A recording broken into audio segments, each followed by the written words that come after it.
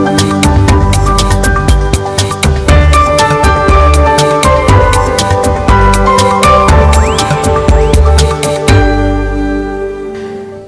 हमें है आपकी सेहत का ख्याल, इसीलिए हर रोज लेकर आते हैं हम आपके लिए न्यूज 24 का बेहद खास कार्यक्रम संजीवनी। मैं हूं विपनेश माथुर और मेरे साथ हैं जाने माने आयुर्वेदाचार्य डॉक्टर प्रताप चौहान। डॉक्टर प्रताप चौहान, बहुत बहुत स्वागत है आपका संजीवनी में। शुक्रिया जी। हर्निया है तो वरदान साबित होगी hernia herbal diet, hernia herbal therapy और हर्निया हर्बल ट्रीटमेंट। देखिए डॉक्टर प्रताप चौहान के साथ। हर्निया एक ऐसी शारीरिक समस्या है जो घातक नहीं होती है, लेकिन अपने आप ठीक भी नहीं होती है। इस पर अगर समय रहते ध्यान नहीं दिया और समय रहते सही इलाज नहीं करवाया तो ऑपरेशन भी करवाना पड़ता है। क्या हर्निया को होने से रोका जा सकता है? अगर हर्निया किसी को है तो क्या आयुर्वेद की मदद से इसको कंट्रोल किया जा सकता है? आज इन्हीं सब सवालों के जवाब देने के लिए डॉक्टर प्रताप चौहान हमारे साथ मौजूद हैं। तो आइए चर्चा की शुरुआत करते हैं और सबसे पहले हम जानते हैं कि हर्निया किस कारण से होती है, इसके पीछे वजह क्या है। तो डॉक्टर प्रताप चौहान, ये बहुत यूं कहें कि गंभीर प्रॉब्लम तो है, समस्या है, जिन लोगों को है वो कई तकलीफों से गुजरते हैं। तो कारण क्या है, किस वजह से ये तकलीफ होती है? देखिए, बहुत अच्छा विषय है और सबसे पहले तो मैं यही कहना चाहूँगा, आपको बताना चाहूँगा कि हर्निया होता क्या है, थोड़ा समझ लीजिए। कई बार आपने देखा होगा कि आपके इधर से कुछ जो बल्ज निकल जाता है, तो हमारे जो ऑर्गन्स हैं अंदर के, जो भी हमारे अंग हैं, अगर उनको आसपास कोई कमज़ोर मांसपेशी मिलती है, कमज़ोर स्थान, तो वो उसके अंदर प्रवेश कर जाते हैं और बाहर बल्ज करते हैं। जैसे नाभि के ऊपर हर्निया होता है तो नाभि बाहर निकल आएगी। इधर आपकी जांग में होता है इंग्वाइनल हर्निया, तो वहाँ वो पूरा आपको गुच्छा निकल आएगा बाहर। इसी तरह से अंदर पेट में हाइटल हर्निया आपने नाम सुना होगा, वहाँ भी आपका पेट का हिस्सा जो है ऊपर की तरफ आ जाता है। तो ये हर्निया का मतलब जो है कि वो एक जगह से अपना जो ऑर्गन है वो दूसरे कमज़ोर जगह के अंदर प्रवेश कर जाता है। हम इसको वृद्धि के नाम से बोलते हैं, आयुर्वेद में वृद्धि रोग के नाम से जो है एक वर्णन आता है। और कारण की बात समझें तो उसमें कारण इस तरह से है। सबसे पहले तो कारण यही होगा क्योंकि अगर पेट साफ नहीं होगा, आपका कॉन्स्टिपेशन रहता है या पेट में पानी आ जाता है, कई बार लोगों को बहुत ज़्यादा जो है एसाइटिस हो जाता है, पानी बहुत पीते हैं, या जो बहुत ज़्यादा वेट उठाने का जो काम करते हैं, ज़्यादा वेट उठाते हैं, बहुत ज़्यादा एक्सरसाइज, उनकी फिजिकल एक्टिविटी बहुत ज़्यादा हो जाती है। कई बार लगातार अगर पुरानी खांसी आपको हो रही है, खांसते रहते हैं आप दिन भर, उसके कारण भी, खांसने से भी कोई हमारा जो है एक हिस्सा कमज़ोर होकर वहाँ से आंत थोड़ी बाहर आनी शुरू हो जाती है। तो ये अगर हम देखें इस प्रकार के जो कारण हैं इसके, या ड्यूरिंग प्रेगनेंसी अक्सर देखने को मिलता है। अगेन प्रेशर काफ़ी वहाँ पड़ जाता है, तो उसके वजह से एज भी एक फैक्टर है। ओल्ड एज में जाकर के जैसे जैसे एजिंग होती है, शरीर हमारा ढीला होने लगता है, तो वो भी एक कारण बनता है।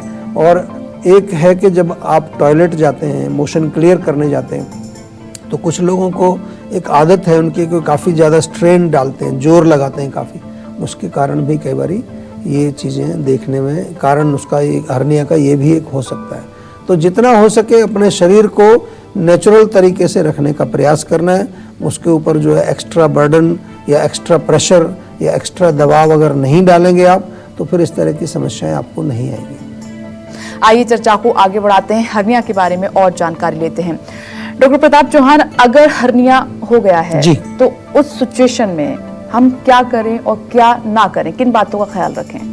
देखिए, जैसा मैंने कहा कि ऑलरेडी अगर हर्निया हो चुका है आपको और वो वहाँ बल्ज निकलता है, तो सबसे पहले तो ज़्यादा प्रेशर नहीं चाहिए हमें, पानी ज़्यादा नहीं पीना है, भोजन भी एक बार में ज़्यादा नहीं खाना है। ऐसा भी नहीं करना है कि बिल्कुल नहीं खाना है या कम खाना खाना है, उससे फ़र्क नहीं पड़ेगा। थोड़ी थोड़ी मात्रा में आप कई बार खाना खा सकते हैं। इसके अलावा जो है आपको पेट साफ रखने के लिए हमेशा जो है प्रयास करना है।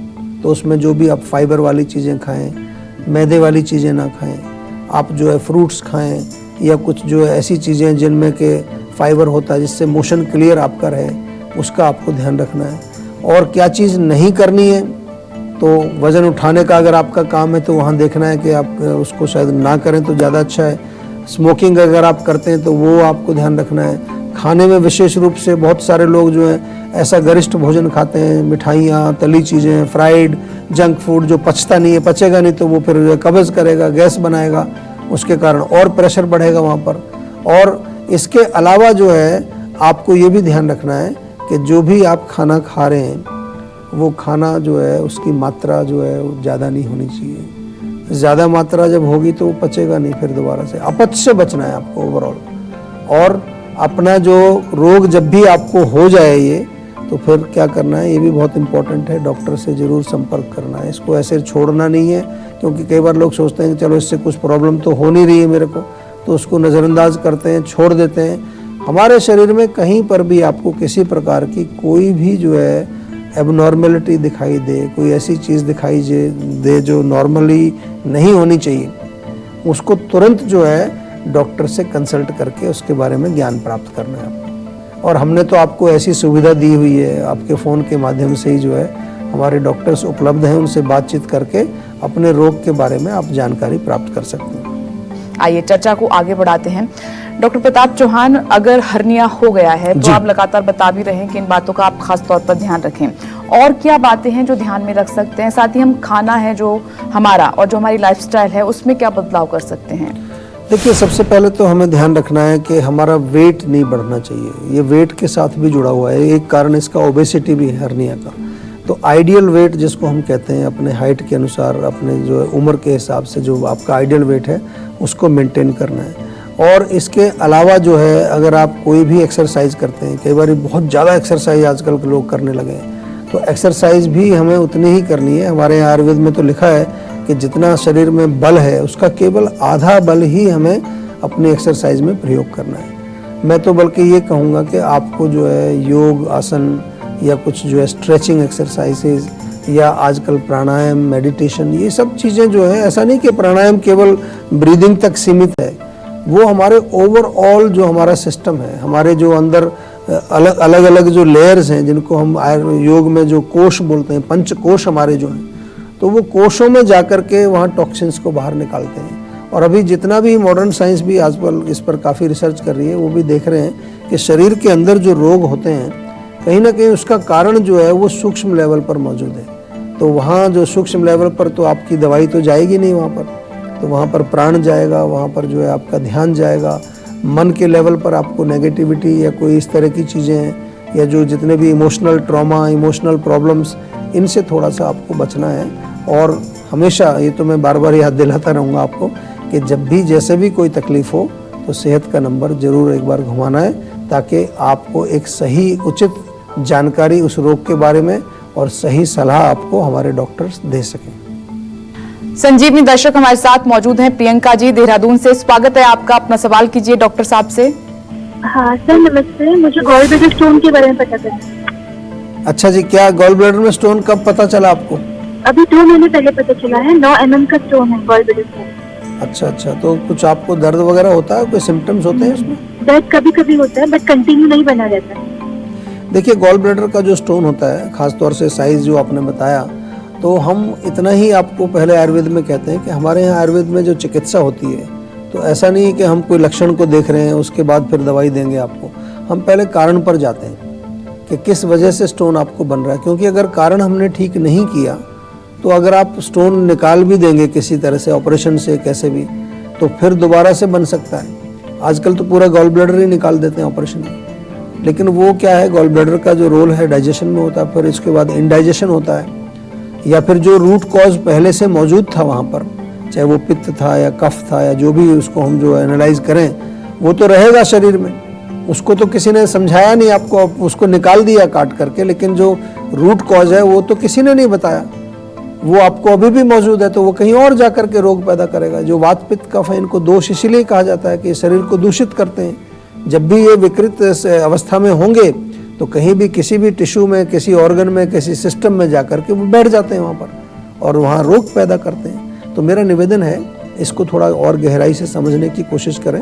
बेशक चाहे उसका जो है अंत निर्णय, अगर सर्जरी भी करानी होगी वो भी हमारे डॉक्टर बताते हैं। ऐसा नहीं कि हम कोई ज़बरदस्ती आपको कहेंगे कि नहीं, हमारे पास ये जादू की पुड़िया है, ये ले लो, इससे पथरी आपकी जो है बिल्कुल गल जाएगी। ऐसा नहीं, हम कोई काम नहीं करते जीवा में इस तरह का। हमारा काम सारा साइंटिफिक तरीके से होता है, लॉजिकल काम होता है, रैशनल काम होता है। तो एक बार हमारे डॉक्टर से थोड़ा विस्तार से बातचीत करो, क्योंकि केवल इतना जानकारी हमारे लिए काफ़ी नहीं, और भी ज़्यादा चीज़ें आपसे पूछनी पड़ेंगी।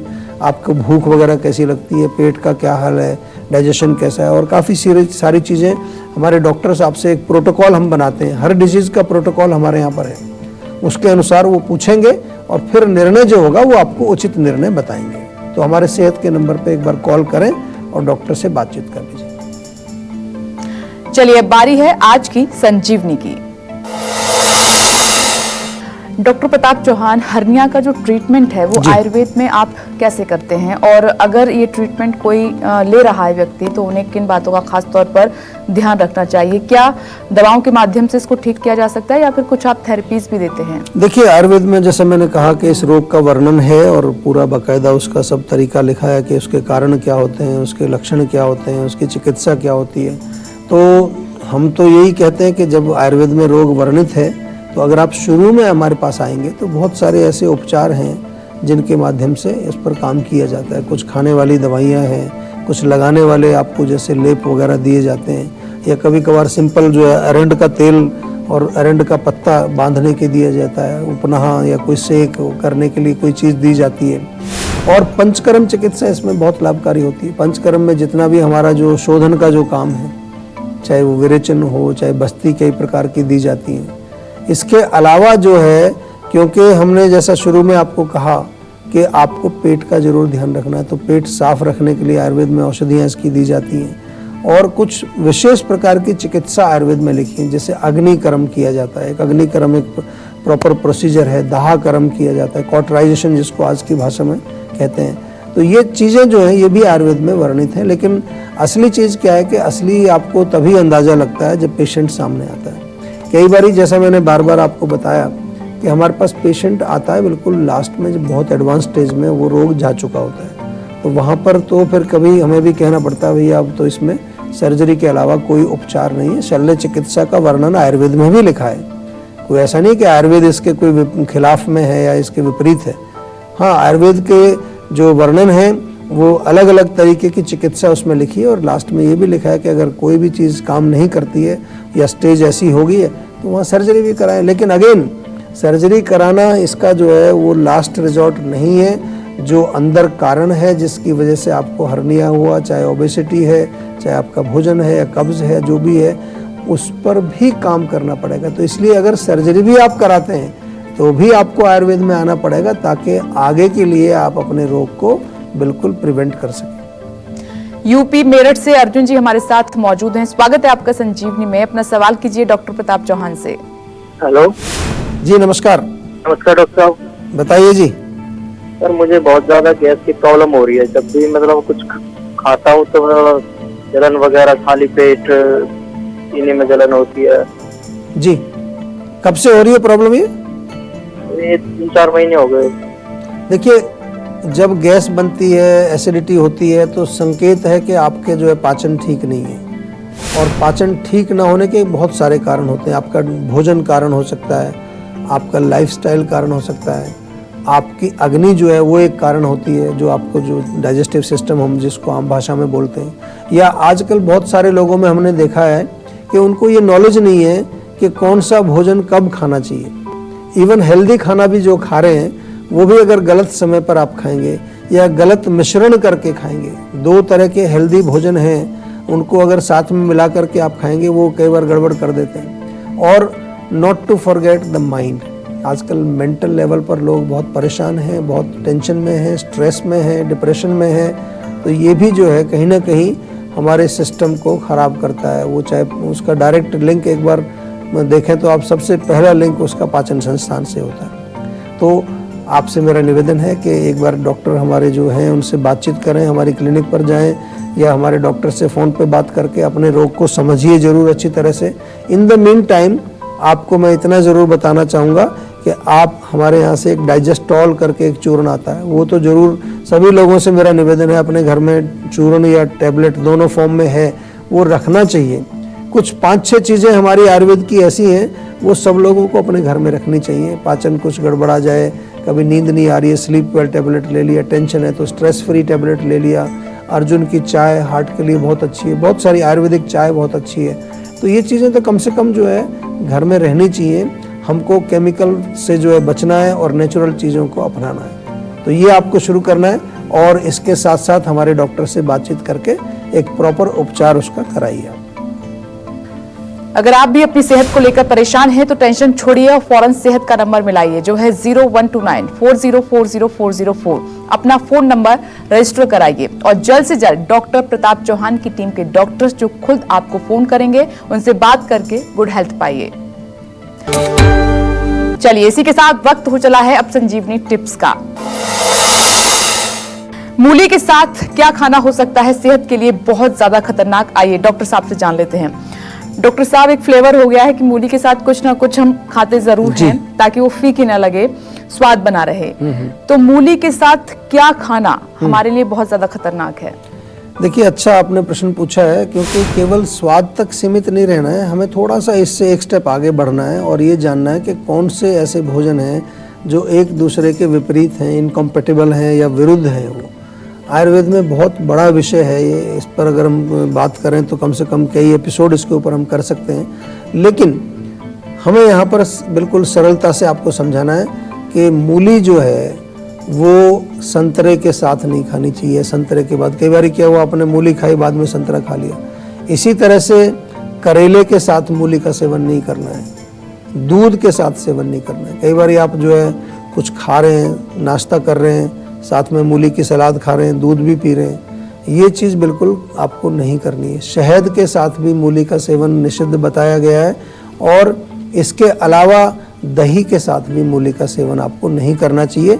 जो भी चीज़ें जो विरुद्ध होती हैं एक दूसरे के, वो अंदर जा कर के विकार पैदा करती हैं, दोषों का प्रकोप करती हैं और फिर अनेक प्रकार के रोग पैदा होते हैं। आजकल ऐसे ऐसे रोगों को लेकर लोग आ रहे हैं जो उनको समझ ही नहीं आ रहा कि ये कैसे हो गया। मैं तो रोज़ ताज़ा सलाद खाता हूँ मूली का, फिर भी मेरे को रोग कैसे हो गया। हो सकता है कहीं ना कहीं आप मूली के साथ कोई ऐसी चीज़ खा रहे हैं जो विरुद्ध है और वो आपके रोग का कारण है।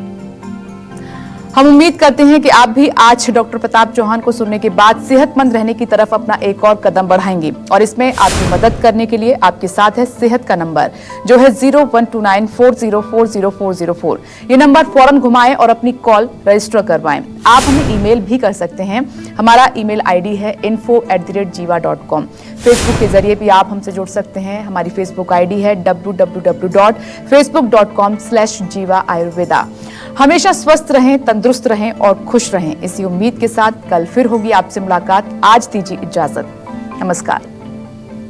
नमस्कार, मैं हूं मानक गुप्ता। अगर आपको हमारा ये वीडियो पसंद आया हो तो इसे लाइक और शेयर जरूर करें और हाँ, हमें सब्सक्राइब और फॉलो करना ना भूलें ताकि आप देश और दुनिया की कोई खबर मिस ना करें। तो जुड़े रहिए हमारे साथ और देखते रहिए News 24।